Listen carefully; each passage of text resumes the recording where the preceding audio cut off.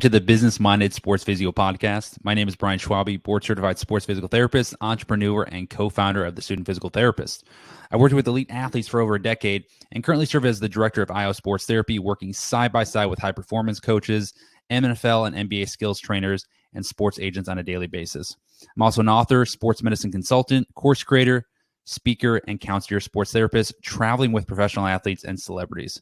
I created this podcast to share my experience as a sports physical therapist and entrepreneur so that I could give you everything you need to know to cash in on your passions, monetize your expertise, and create your own career Super Bowl. With that in mind, welcome to the podcast. So in today's episode, I wanted to talk a little bit about what you can expect from this podcast, how I built my own career Super Bowl, and advice for those looking to do the same. So really, what is the Business Minded Sports Physio podcast all about? Well, this podcast is going to be a hybrid. Some episodes will be solo episodes of my experiences working as a sports PT and entrepreneur, such as my experience working with NFL Combine Prep, working with professional athletes in the private sector, concierge performance therapy, traveling to clients' homes, experiences traveling with athletes to NBA Combine, but also my experiences branching out of the norm and earning more income as a consultant, creating courses, being an author of a book, online training, video shoots for brands, social media paid videos, and so much more. The other side of this podcast is going to be interviewing incredible sports physical therapists that are doing really cool things in this field and other entrepreneurial physical therapists that also are finding additional strategies to earn income. And, I hope that you can take from this podcast, different pathways and different visions so that you can enhance your own career and maybe make your own career Super Bowl. So for the rest of this episode, I'm really going to give you a brief overview of my own path, how I got to my current role, and a little bit of advice so that maybe you can get a little bit closer to your own career Super Bowl. So for those of you that don't know me, my name is Brian Schwabe. I am a co-founder of the Student Physical Therapist, which is probably how you found this podcast in the first place. And I've been a physical therapist now for 9 years, but my journey started actually in high school. So I had a really amazing physical therapist in high school that was in Chicago, where I'm from. And she was a physical therapist that worked primarily with athletes. She worked with a ton of gymnasts, but she worked with a ton of different sports. And when I was introduced to her through my dad and my brother going to see her, I became pretty intrigued in the field of physical therapy. At that time, I was in high school. I was really starting to develop, a love for sports, being a soccer and basketball player. But, I also had a love for strength and conditioning. So I was talking with her and she had some really sound advice. I started shadowing her. I was able to observe with her. And I started to really fall in love with the profession of physical therapy, thinking it was just sports PT, which to me was the coolest thing, taking, an athlete from start to finish and helping them through their journey along the way back to sport. So for me, I was like, wow, this is great. I would love to do this with my life. It kind of seems like it can blend a little strength and conditioning in there, but ultimately I get to help the athlete get back to sport. And I loved working with athletes. I loved being an athlete.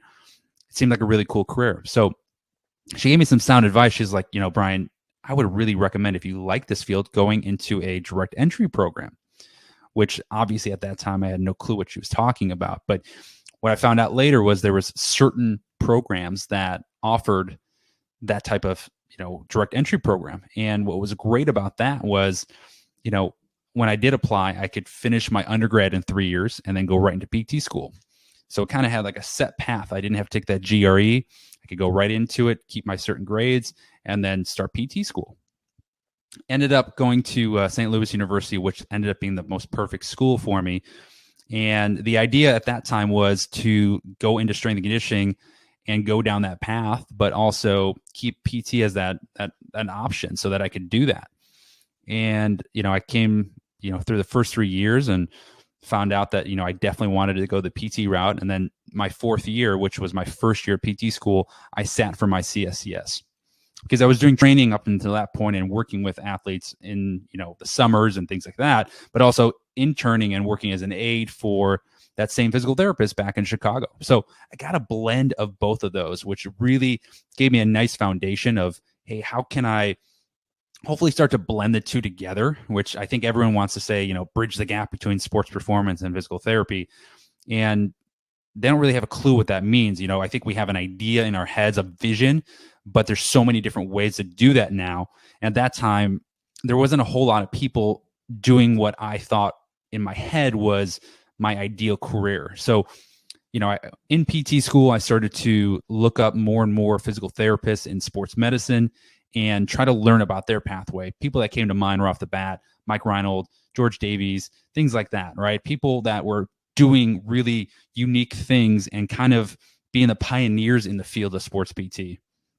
So I started to, do my magic Google and search as many PTs out as I could, reach out to them, try to learn from them, and talk with my professors as well. I was really lucky. I had 3 sports clinical specialists on staff at St. Louis University, and they were great at guiding me and mentoring me into what I was hoping to build my career out with.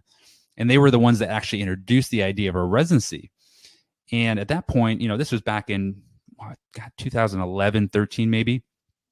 And yeah, 2011 was probably when I first got introduced to it. So I was in my PY1 year, and I got really serious after I learned about it, about the idea of doing a sports residency to really specialize and learn about sports medicine. So I was really lucky to have that experience with my mentors in PT school, who was like, hey, listen, go that route and try to at least explore if this is something that might be for you. So as I'm reaching out to other sports physical therapists, I'm asking them about residency, I'm asking them about their careers. And, at the time, to be honest with you, I'm only getting certain people to write me back or to give me a call back, which I'm, at that point, I was just happy to talk to anybody. But, I start to learn different pathways. And along the way, I'm trying to build out as much experience in sports medicine in PT school. So, I'm not going out on weekends. I'm studying more sports medicine stuff. I'm volunteering at different tournaments. I'm driving to, different states or going to conferences, as much as possible to meet as many sports PTs and residency directors as I could. And through all that, I was lucky enough to, be invited to interview at 6 different residencies. Now I applied to 8 at that time, right? At the time, I think there was only about 20 sports residencies, but I was able to apply to 8 that I thought were, fit really kind of my career goals and what I thought I could get out of that particular residency, and got invited to 6. I was really lucky to the first couple that I interviewed at get an acceptance to. And the unique thing at that time, and I'm pretty sure this doesn't happen anymore, but everybody had different deadlines for their applications. And what I started to learn was that, different residencies were kind of jockeying for applicants and trying to, poach applicants early. So what I had a dilemma, because I was being accepted into a few different sports residencies, but the problem was I wanted to interview at the other ones still, just to kind of see what else was out there. So I brought this up to some of these residency directors. I was like, I'm still interviewing, would you allow me to still go on these before I make a decision? And it turned out that, they weren't okay with that, because they were running into those issues in the past, previous years of, they have applicants that are accepted and they go in these other interviews, and then they're left with, very few applicants left, or maybe not their first or second or third choice. So I was a little disheartened, to be honest with you, during that time. But, I talked with my parents, I talked with my, PT directors and mentors. And, I really wanted to kind of roll the dice, to be honest with you. So I rolled the dice and, kind of waited for Ohio State and USC's interview to come up. And at that time, I didn't even have USC's interview because they had the latest deadline for their application. So I got OSU's interview, and then, after OSU's interview was done that day, actually at the airport, I was able to receive an email that I got an interview for USC's sports residency. So I was, still in the game of maybe getting into a sports residency, but it wasn't looking as great.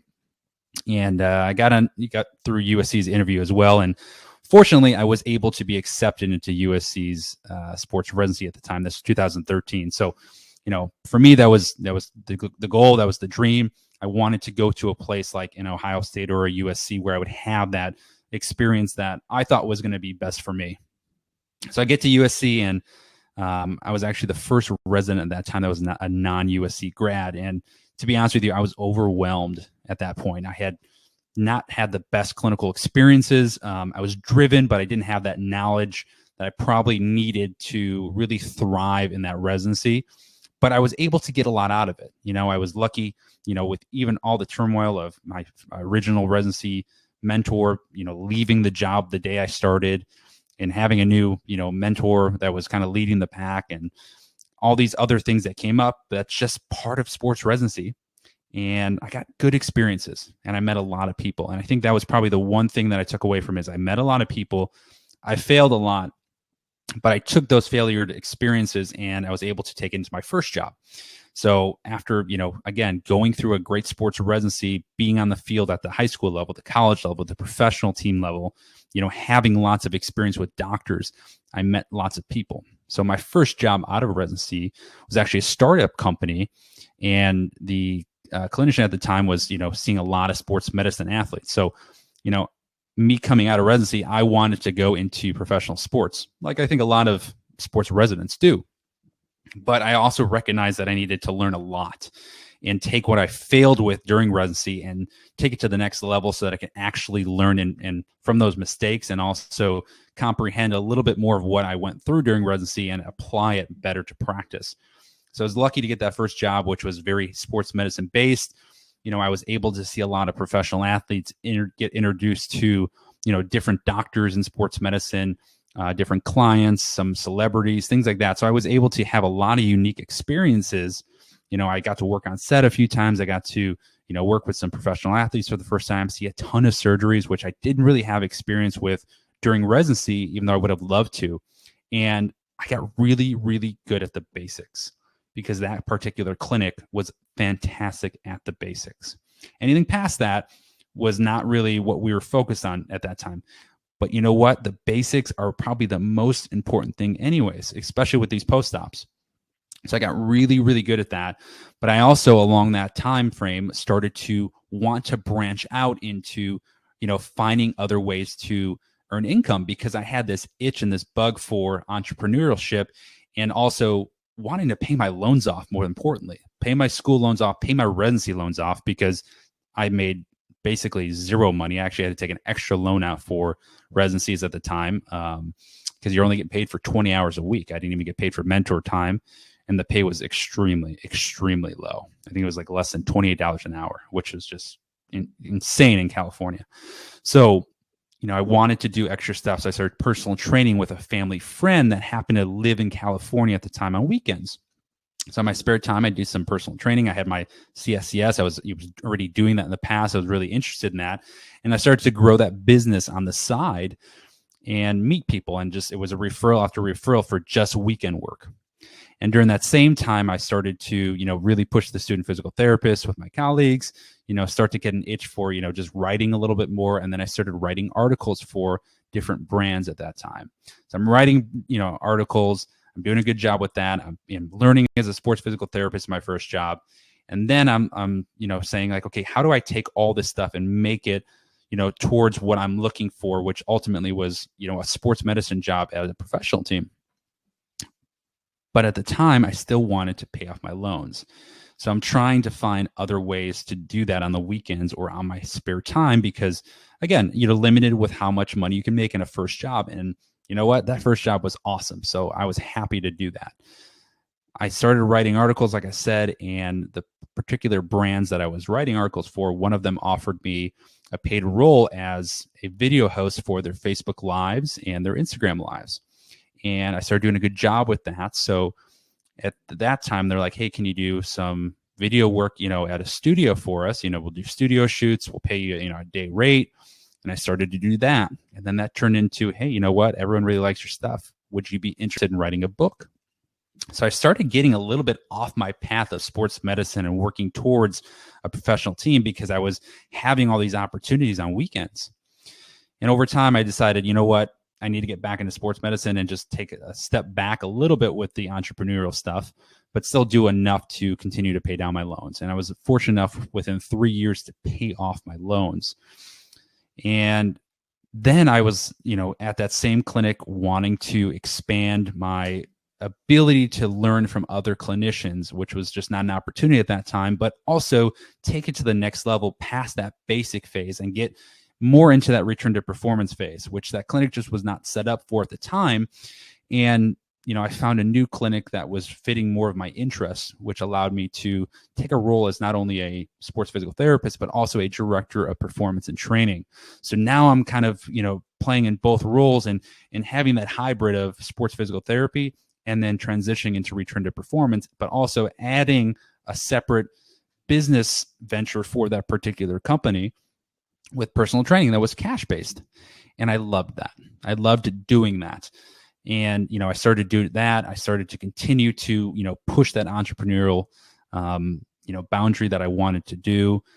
And, I found that I wanted to do more outside of just a clinic work. And there was some, personal training clients that I had at the time, and a few of them were gymnasts.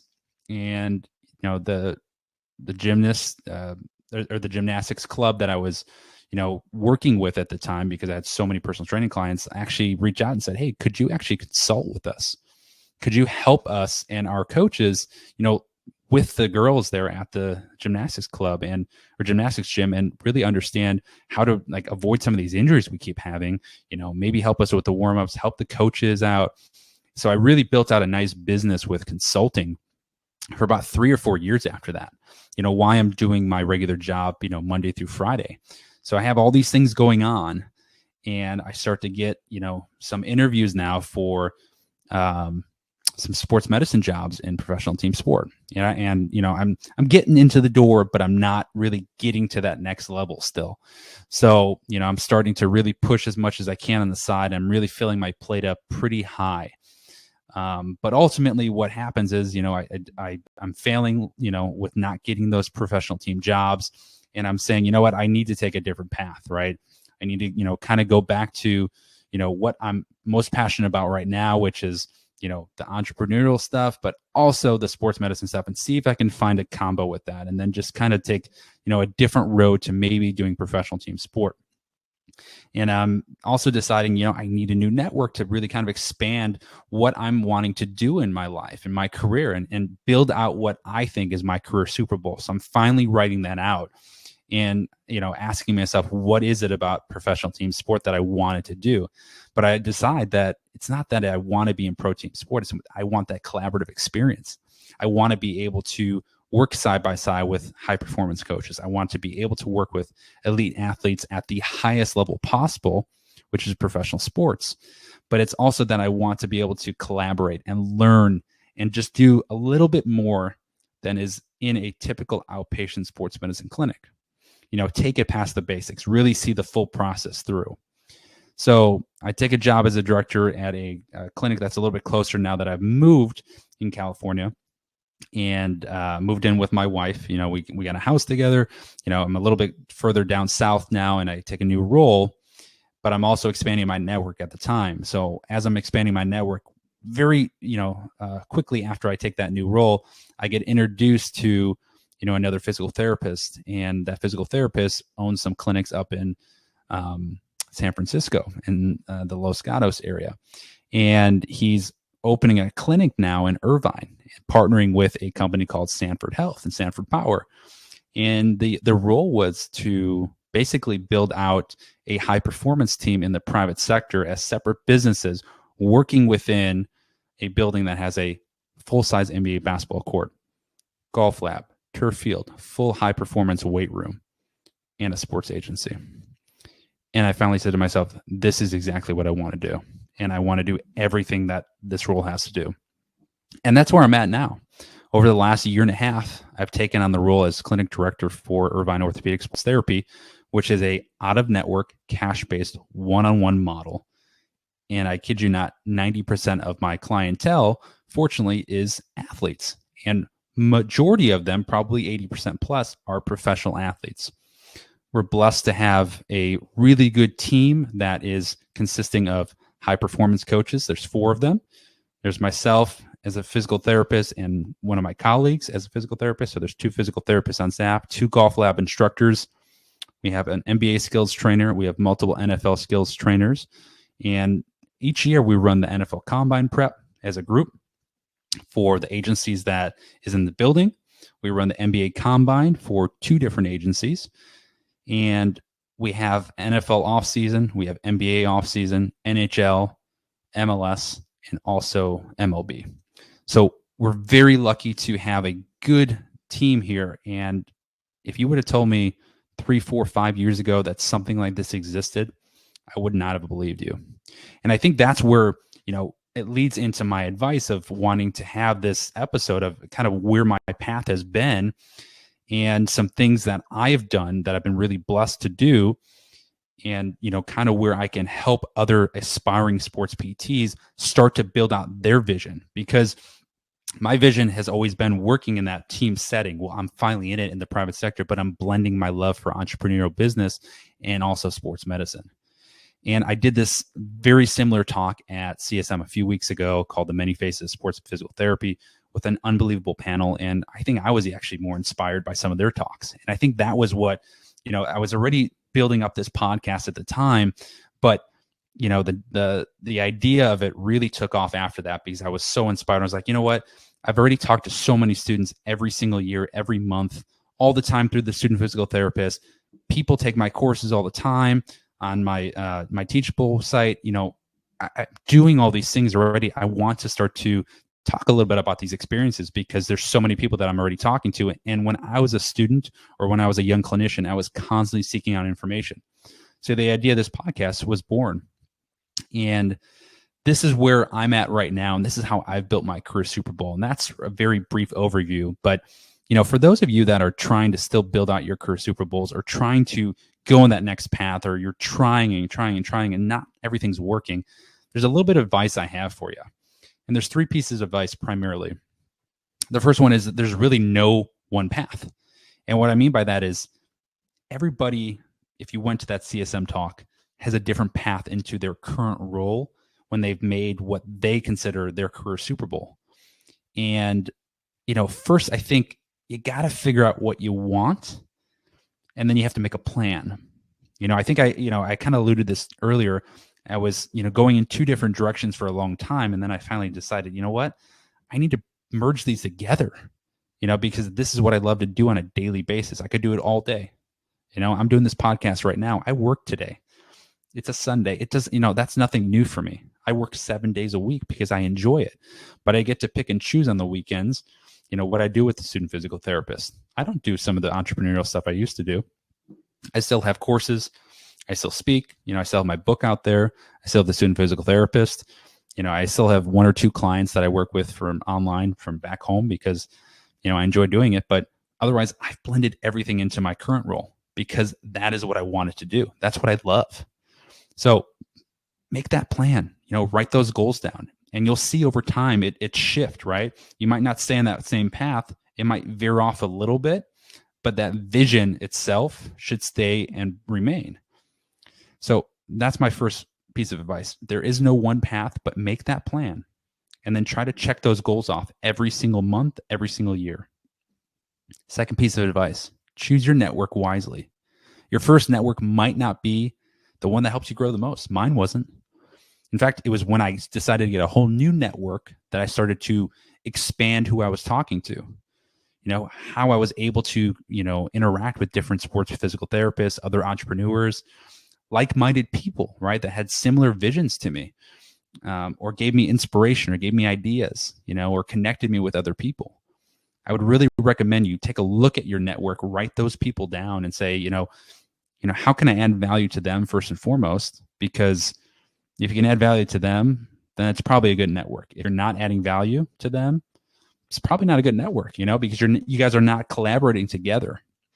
So I would really evaluate your network and see if you need to go in a different path and meet some additional people, right? Reach out to them, talk to them. Yes, ask questions, but see if there's something you can do as well to add value to that relationship, because it's just like working with a patient or a doctor referral or a skills training referral or a sports agent referral. If everybody wins, it's a better relationship and it's a better network.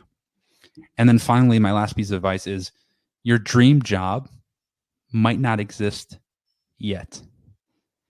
Again, 3, 4, 5 years ago, if you would have told me my job right now at Irvine Orthopedic Sports Therapy would be existing and be the role I'm in, I would have told you there's no way. There's no places like that in private sector.